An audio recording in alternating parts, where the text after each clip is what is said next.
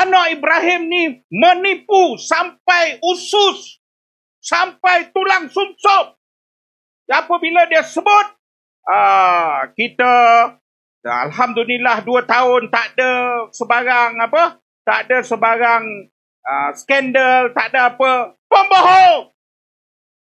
Masalah dia, daripada merdeka sampai sekarang, inilah kerajaan paling zalim. TikTok. Saudara tahu atau tidak, dibentangkan data ini di seluruh dunia. Apabila TikTok mengatakan Malaysia adalah negara nombor 1 yang memberi arahan memadam konten TikTok. Nombor 2, nombor 3, nombor 4, nombor 5, campur jumlah itu, Malaysia lagi lebih. Dah campur yang bawah, Malaysia lagi lebih. Ini munafik tahap maksima.